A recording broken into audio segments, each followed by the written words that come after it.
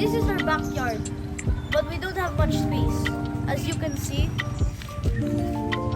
So we have to use this pot instead.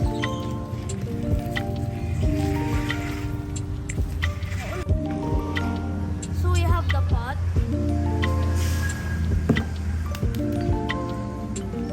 First, fertilizer,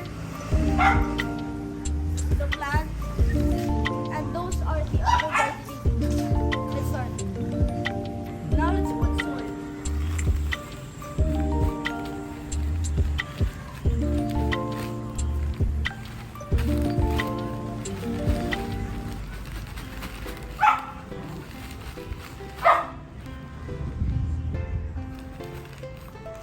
We use loam soil.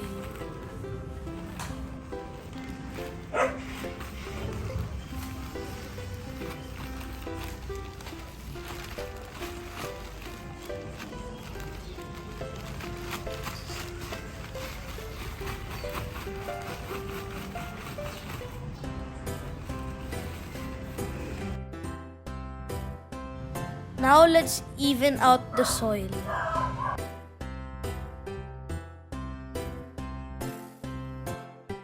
Now we shall make 8 small holes.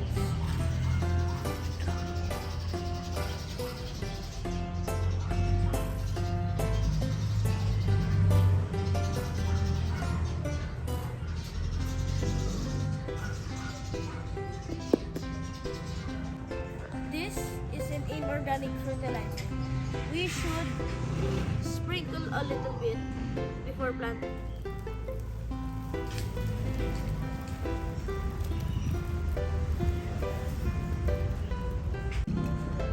Now here are the tomato seeds. We will put 1 seed per hole.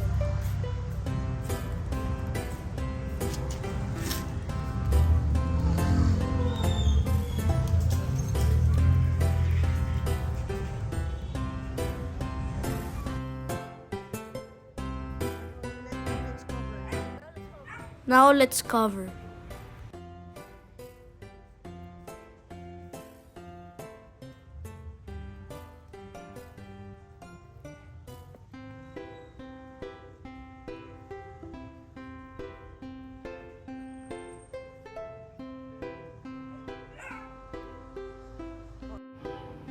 Once it's sprouted and has 4 to 6 leaves, it is ready to transplant.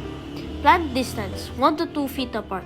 Row distance 3 to 5 feet apart. A week after transplanting, apply moderate fertilizer.